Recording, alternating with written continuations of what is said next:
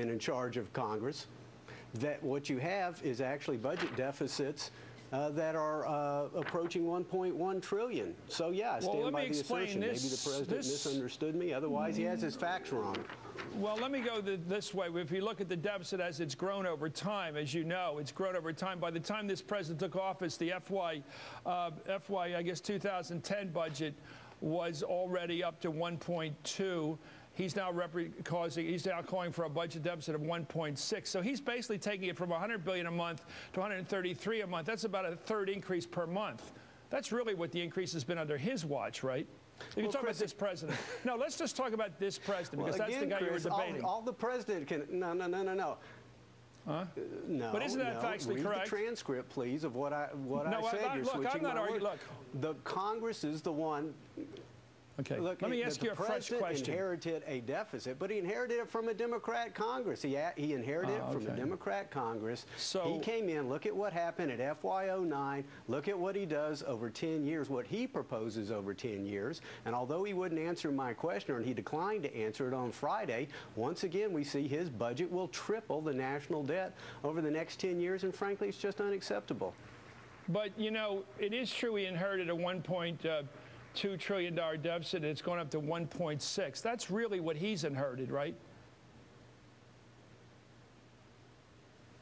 Well, again, if he inherited it from a Democratic Congress. The point is, are you going to make the situation worse, or are you going to make it better?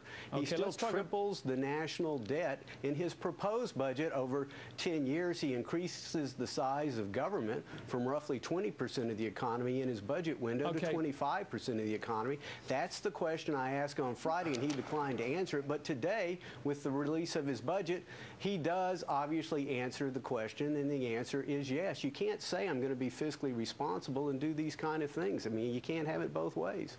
This blame game under President Bush, I don't think the president was known for vetoing spending bills, was he? President Bush. No, he wasn't, and frankly, it's one of the reasons that Republicans were let out of office. But again, when it comes to spending, listen, there's blame on my side of the aisle. I fought my own party leadership on these spending items. You can look at the record. I've introduced budget legislation to ensure that the cost of government, the federal budget, doesn't grow faster than the family budget. I've actually written budgets in Congress. But again, what was annual budget deficits under Republicans have become monthly budget deficits under Democrats. When it comes to spending and deficits, Republicans are rank amateurs compared to Democrats. Okay, let's talk about what you would do. We have a budget of about $3.8 billion in outlays that's been proposed by the president today. Once you take out Medicare, Medicaid, Social Security, interest payments, all the security issues, you're left with about 14% of the budget you can actually cut. If you get rid of basically that, we're looking at a pie chart here, you're familiar with it. Once you get rid of all that non-security discretionary spending, get rid of all of it. You'd have to get rid of all of it to balance the budget, wouldn't you? Well, Chris, what you're going to ultimately have to do is reform entitlement spending for future generations. People who are retired or soon to be on retirement, I mean, they need the same deal that they've counted on their whole life, but otherwise, you know, somebody's going to have to shoot straight with the American people. And ultimately, what Republicans will be proposing is, you know, to some extent, we want to make sure you have the same retirement plan and the same health care plan that your member of Congress has. As you well know, that's the Federal Employee Health Benefit Plan. It's the Thrift Savings Plan. It's essentially a defined contribution program. It's the only thing to keep us from bankrupting this economy and being the first generation in America's history to leave the next generation with a lower standard of living. As we all know, ultimately you have to reform entitlement spending, but the president steps backwards. He adds new entitlement programs, new entitlement spending. He takes a bad situation, he makes it worse, and that's one of the reasons we continue to have sluggish job growth in this economy, because people are wondering, how are we going to pay for all this debt? Okay, are you speaking for Eric Cantor and John Boehner and the Republican leadership? Are you speaking for them when you say you want to restrict the growth of Social Security benefits? What I said was everybody who's presently on, one, I speak for nobody but Jeb Hensarling. What I said was for people who are presently on Social Security and Medicare, They have to have it. Those who are close to it, 55 and above. But for those under 55, we have to start a transition to a new system that will save America from bankruptcy and a lower standard of living. I'm happy to say that. I believe they have said it. And, you know, I would hope that the president would want to lead on this.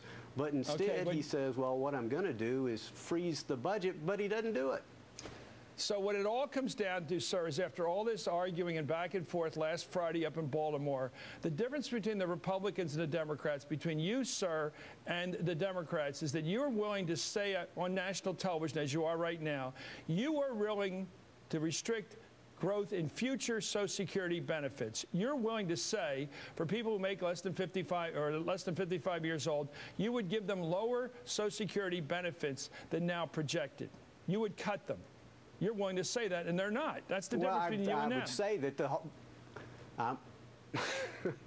I'm willing to say that that part of the social contract is going to have to be re-engineered. Listen, people under 55 you use clever, know you're using, here we go with the Latinate words. The Latinate words. This is why people don't trust politicians, including you, sir. Re-engineer, reform. You mean cut Social Security benefits as a way of balancing the budget.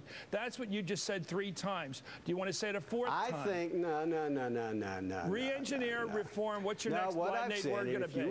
If you would look, ultimately, I believe you can get better health care and better retirement security if you go to a defined contribution plan. We had this debate in Social Security a few years ago. Now, ultimately, we weren't victorious. There will be a transition.